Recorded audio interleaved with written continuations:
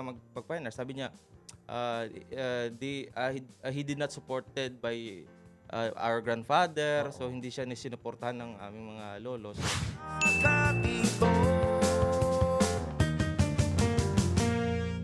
Nagbubunyi pa rin po ang sambayan ng Pilipino sa mga goals na nakuha natin sa Paris Olympics. At dito sa Starka, parang naka-gold din tayo sa inspiring story ng isang Pilipino mula Bohol na na-recognize lang naman sa Italy at binigyan siya ng Leonardo da Vinci recognition dahil sa kanyang artwork. Nako, sabuyan po natin na masigabong palakpakan, Elvin Vitor! Welcome sa Starka.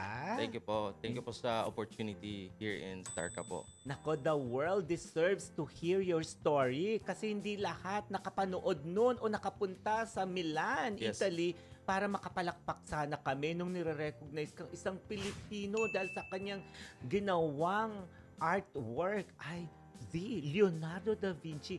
Paano ba nangyari ito na ikaw ay kinilala? Yes po. Ah.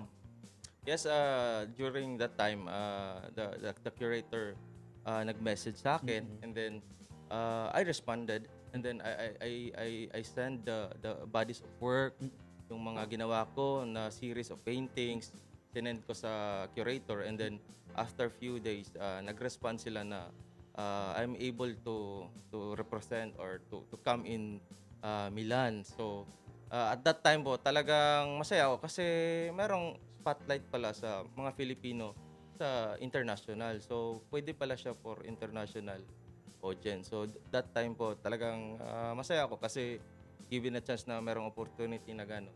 So yun po. Etong pinapakita natin ngayon na painting mo, na artwork mo, hindi namin iisipin na painting ito. Dahil napaka makatotohanan yung mata, bawat guhit sa muka, akalain mong picture. Noong una ko nga makita, akala ko, nakaharap ko yung totoong tao. Yes, sir. Paano mo nagawa na makatotohanan ang painting mo? Actually po, I have like a high level of myopia. So yung mata ko is like 1,700, 1,500 yung kabila. So I can see through the aid of visual like contact lenses. So nagagamit po ako ng contact lens in order to see. So my painting is like more on vibrant colors kasi dahil din siguro sa mata ko po. So I just do oil, and then through layering kind of technique, and then the playing of contrast, and then the color theory, yun po yung nilagay ko po na technique in order na mag-pop up yung kulay. Kasi in paintings po, there are a lot of techniques, there are a lot of like strategy to make your art mag-pop siya. So yung ginagamit ko po is like a contemporary kind of approach in painting. So oil po yung medium ko po sa art. Lalo akong humanga sa'yo, Elvin, kasi may kakulangan ka pala Yes. sa paningin. Yes po. May myopia ka at ngayon ko Yes. lang nalaman din yan.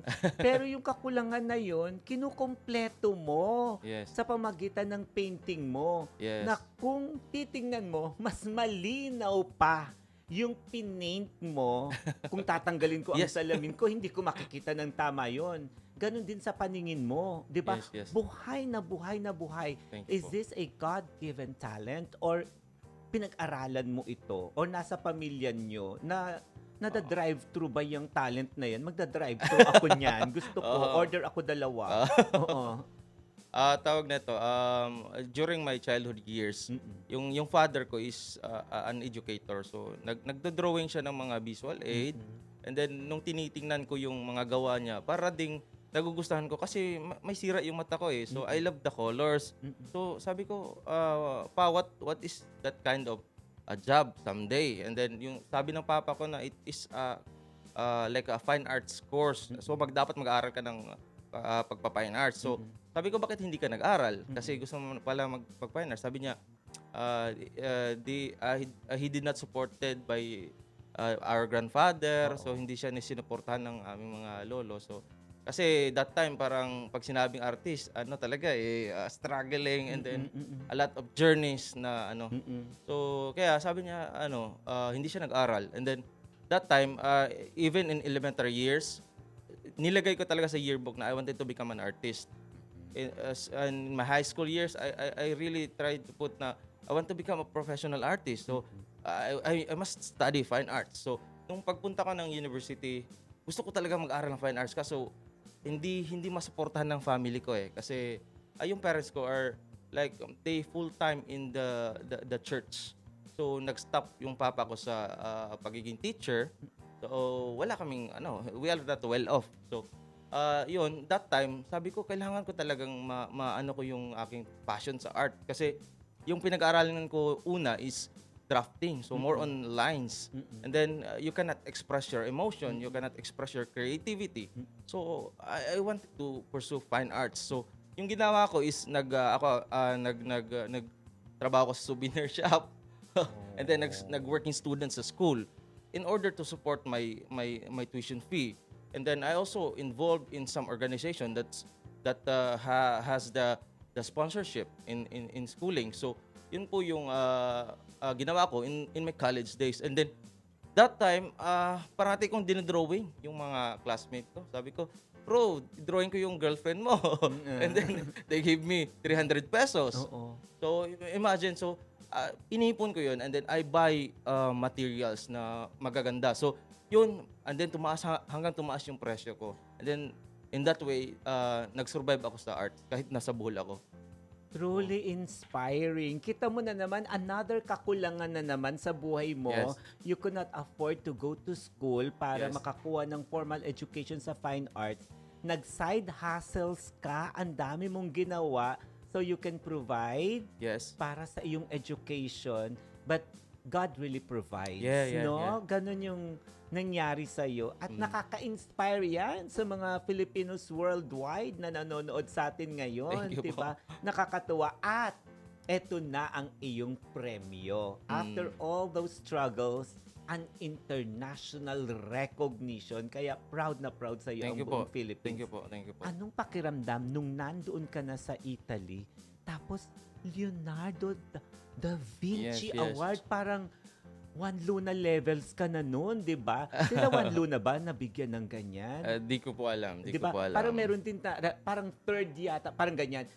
Google, Sarah, si Sarah, shoutout ka Sarah. Ilalagay natin dyan kung sino yung mga painters na mga Filipinos natin. Alam ko yung Spolarium ay may award or merong mga na-recognize din sa Europe. Ganon, no? Ayan na lang po. Kaya sa mga magko-comment po sa YouTube, ano po yung mga awards natin yan? Kasi ilang taon ka na ngayon? Ako po isang 29 na po ngayon. 29, Yes. napakabata mo pa para mabigyan din ng award na yun at marami pang awards to come. So Okay. pakikwento sa amin, ano yung pakiramdam mo? Nandun ka, napakalaking recognition na binigay at dala mo ang bandila ng Pilipinas. Yeah, so nung that time talaga masaya ako kasi meron palang spotlight yung mga Pinoy in the western kind of artistry. So sabi ko, so if nakapunta ako rito, how much more yung iba na, so I must be an inspiration to others so that marami pang susulbong na ibang artist din sa Bohol na pupunta din sa Europe to express their kind of art. Kasi I believe na we have the talent and we should like share our talent to the world. Kaya nga pinursu ko talaga na pumunta sa Europe to showcase na yung Pinoy is meron ding kumbaga mai-share. So nung pagpunta ko doon, talagang masaya ako kasi na-experience ko yung European art and then nakikita ko lang sa libro, mga Botticelli, mga Michelangelo. So sabi ko, this is truly a God given privilege na ano. Kasi hindi kumbaga sino ba naman ako, isang taga-bukid lang, taga-probinsya. Tapos nagkaroon ng ganito na award. So kumbaga for me it's a lifetime experience that I will treasure and cherish.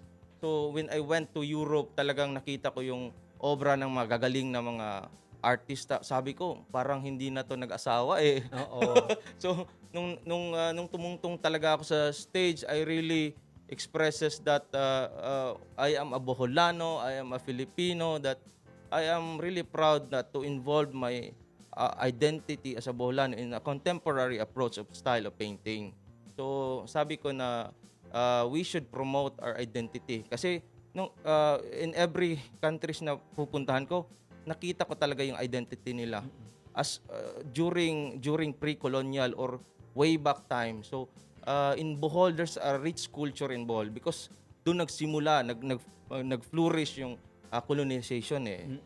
So sabi ko dapat we must involve our identity as a Boholano in our future paintings. So yun po talaga yung Oo, sinasabi ko sa mga at sa laki ng recognition na ibinigay mo sa Pilipinas, itinaas mo rin ang level ng Boholanos, 'di ba, sa Yes, buong mundo, at maraming susunod na 'yan, Luzon, Visayas, Yes, Mindanao, yes. marami pang uusbong na mga artists na na-inspire mo ngayon, 'di Yes ba? Nakakatuwa kasi 'yun eh. Oo. At syempre, eto na, sa pagkatanggap mo ng recognition niyan, maraming nagme-message sa atin na ang gagaling at tumahanga sa mga ipinapakita nating larawan na ginawa mo, na obra na matatawag, di ba? Thank At you po. marami siyempre interesado ngayon, hindi lang sa Pilipinas, kundi sa ibang panig ng mundo. Ikaw ba ay tumatanggap ng mga commission work? Meron ka bang shop na Yeah. pwede nilang puntahan? Kasi mga nagtatanong, saan namin pwedeng makita? Oo. Saan kami pwedeng bumili? So they can see my work in my Instagram or in my Facebook, in my social like Instagram and then Facebook, Elvin Perocho Vitor. So in Facebook and then in Instagram, Elvin TV Art Studio. So yung studio ko po kasi is nasa Baclayon. So during Ang Baclayon ay nasa Bohol. yes. Yun, oo. Baclayon Church, I mean Baclayon, which is nasaan yung Baclayon Church sa Bohol. And then it's a garage studio. So and then pinaunti-unti ko na ni-remodel.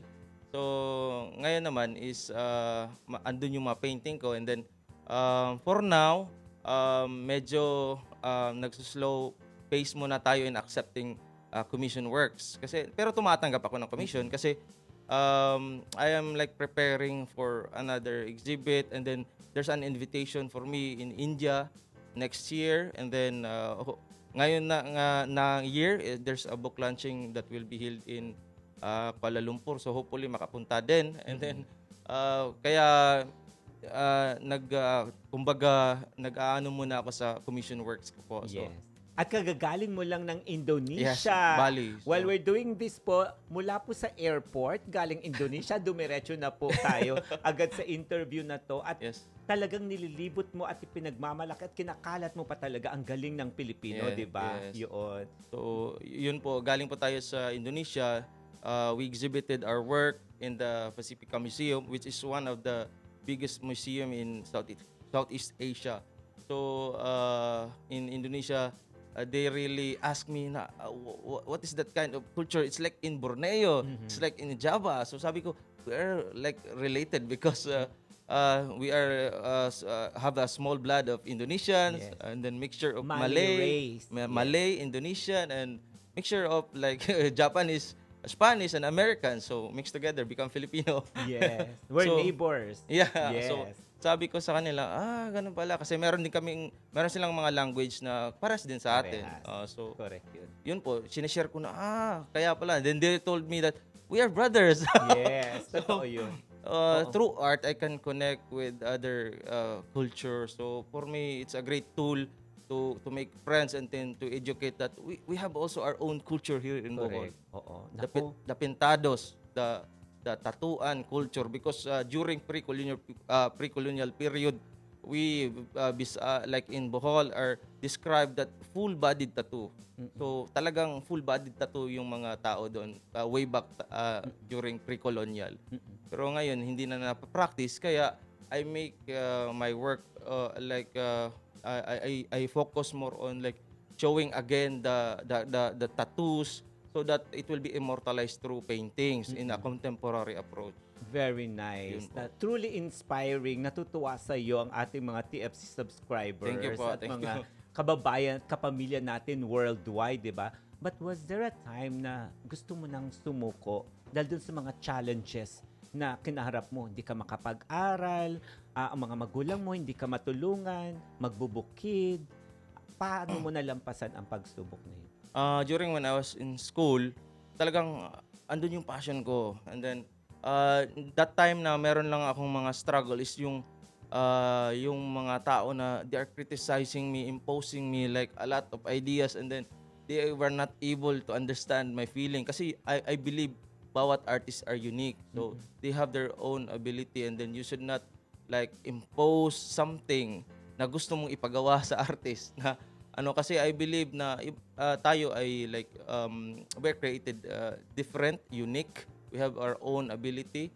So dun lang sa mga criticism na may personal na, nagme-message na sa akin. So sabi ko, ganito ba yung tao? So why not we express kindness? Because we artists create our paintings to heal the soul.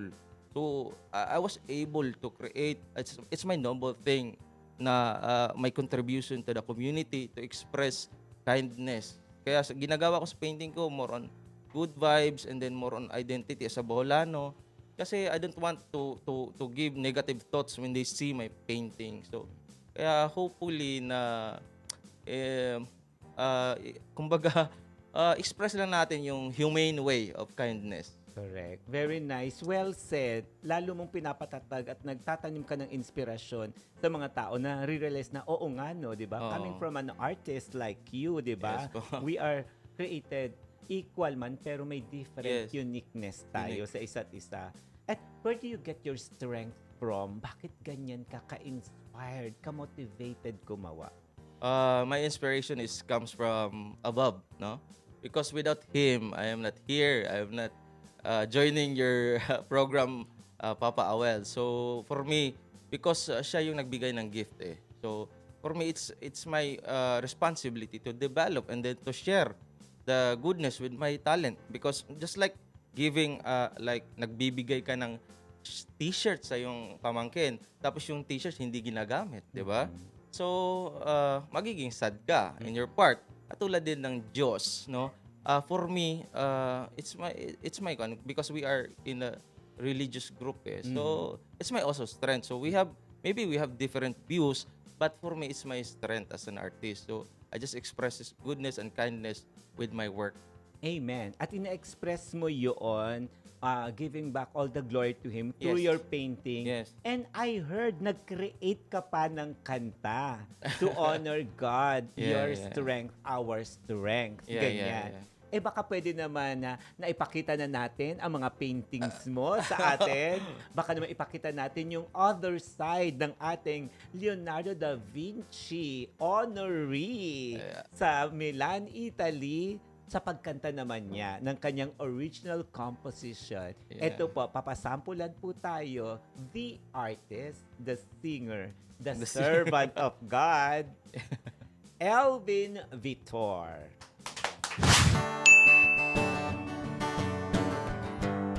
My heart is yours.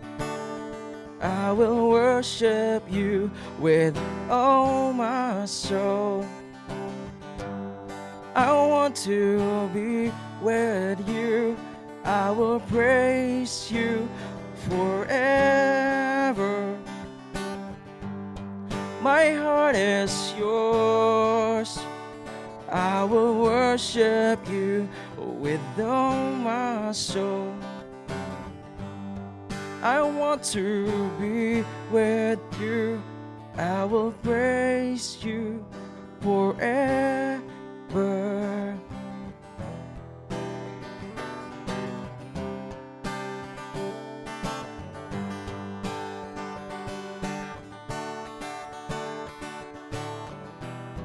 Come back to worship. Come back to worship you, oh God. Come back to worship.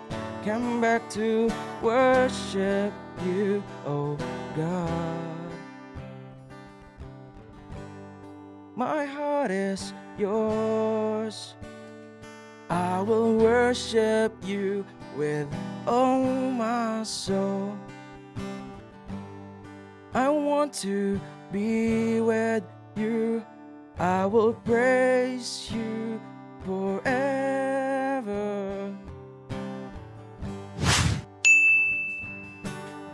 Praise be to God! Ang ganda. That's an original composition Yes. by Elvin Vitor. Yes Kita po. mo naman na yung pag-worship natin, pag-serve natin kay God, pwede Yes. naman sa maraming paraan. Yes. At dinadaan mo sa pagpe-paint Pagpe-painting at po. sa pag-create ng kanta. Oo. Gaya nito. Napakagandang Thank you gifts po. ang ibinigay sa'yo. Thank you God bless you more. God bless at you sana more. mapalagana pa natin ang iyong painting. Yes po. Dahil doon, nawa-worship din natin si Yes, God. yes. Thank you very much. Thank you so much, Papa Well. Yes, maraming salamat sa iyo, Elvin Vitor. Isa kang inspirasyon. Thank you so May much. kakulangan man po sa paningin, pero tingnan ninyo ang kanya mga painting, mas buhay pa sa mas malinaw na nakakakita. Thank you so Maraming much. salamat sa iyo, ang ating Leonardo da Vinci honoree. Thank you so much, Papa Well. Elvin and Vitor. the Maraming team. salamat. Magpapatuloy pa rin po ang Starcast! Welcome, God, you